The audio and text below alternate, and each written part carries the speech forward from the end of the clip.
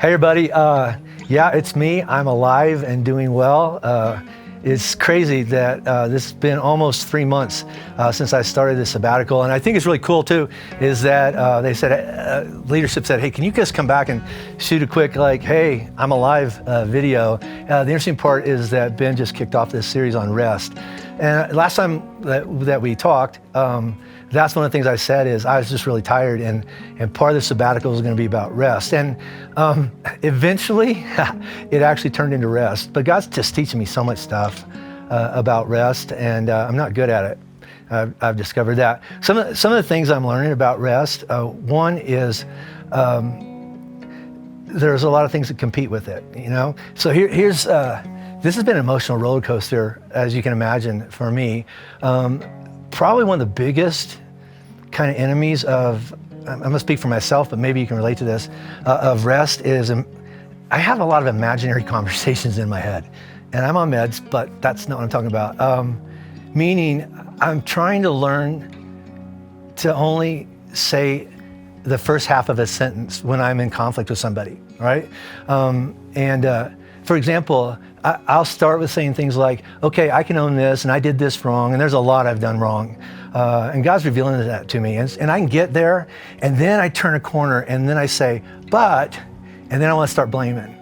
But what about they did? And what about this? And what about that? And there may become a time in my life, or in your life, or in the future, where you have to sit down and say, I got to have a hard conversation with you.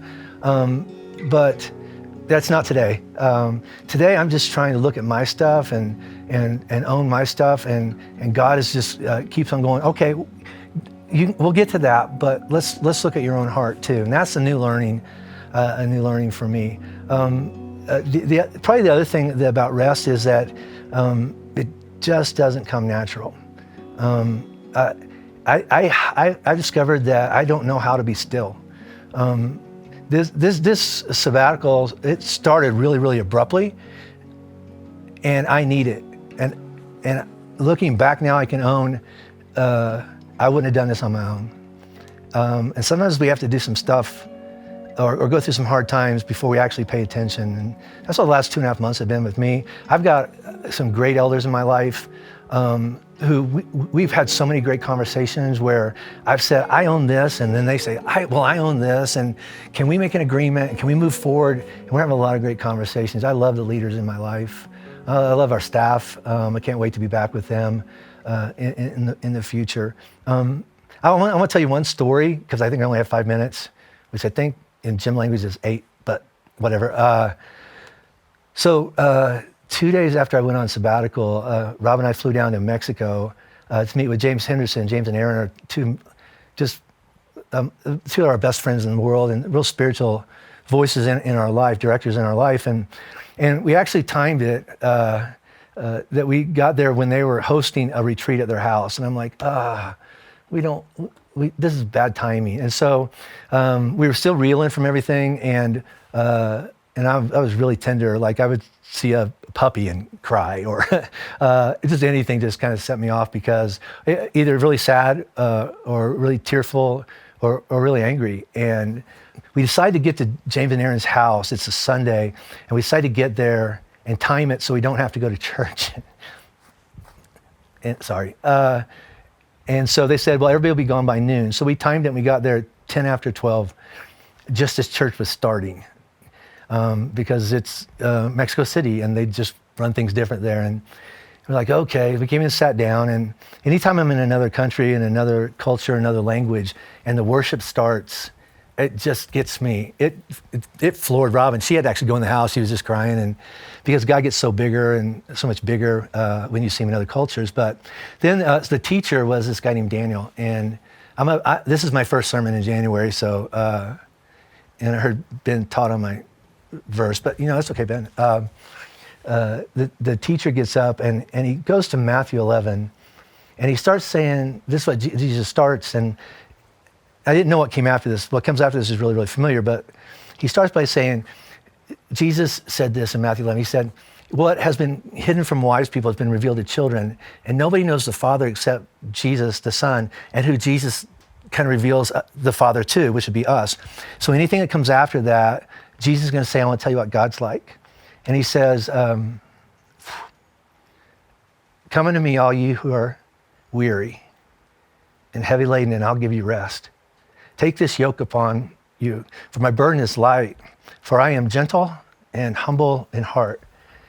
And Daniel, the teacher, he said, of all the words that if you put on a list, go and describe God, gentle and humble are not anywhere close. Almighty, powerful, whatever that is. Those are the big ones. But then I started thinking is that I've given God every reason to look at me and be anything but gentle and humble. He could find somebody better. He could just say, I'm done with you. You should have known better. And his response every time is, come here. Yoke up with me. Walk with me. My response is, I want to pay people back. I want to make you feel like I felt. And God has never once done that to me. His response is just come closer, come walk with me and put on this yoke, and just, we'll walk this together, because that way the burden is actually bearable. And I've been hanging on to that every day, so much so when I got back from Mexico City, I got on eBay and I found this yoke from an Amish family in Indiana from 1850, and I hung it on my porch wall and put that scripture under there, and every morning I try to come out here and just stare at it and be reminded, because what I want to do a lot of times is take the yoke off and go, do something, and then come back and go, okay, Jesus, let's go on. But that's not how God responds to me. And what I'm learning in this sabbatical is I've got to learn to do that with other people. Can you relate to that at all? There's some people in our life, we just want to let them have it and let them know how it feels and pay them back. And that's not what they need from us. What they need is what Jesus has given to us, and that's grace. Come here, come closer, walk with me, and we'll do this together. I hope that this series on rest isn't theoretical, and someday I need to do that. And if you're like me, I hope that God does something in your life that makes you take a look at it, because I wouldn't have paid attention any other way. Hey, let me say this and wrap this up, because I'm already over time. Let me answer this question. I got stopped 17 times at a Rockies game and 14 times at a Zach Brown concert. And then Rob has gone to dinner, lunch and breakfast with some ladies in the church. And the question's always the same question. Are you really coming back? I told you I was coming back. I'm coming back, and I'm going to, here's what I'm gonna do. I just talked to my friend Paul about this. I'm gonna be back. I want to be better and lead as God has entrusted me and charged me to lead. But I've decided I'm gonna fish more and hunt more and babysit my grandkids a little bit more. I'm gonna hike more. I haven't gone to church in 3 months, and weekends are awesome, especially with our online stuff that we have access to. Someone told me I'd rather be fishing thinking about God than in church think about fishing.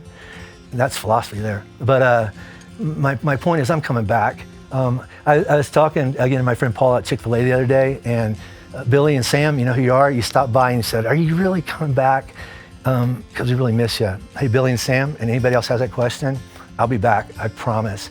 And I miss you, and I can't wait to be back teaching from a really good place of what God's teaching me. I love you, and I will see you very, very soon. Thanks.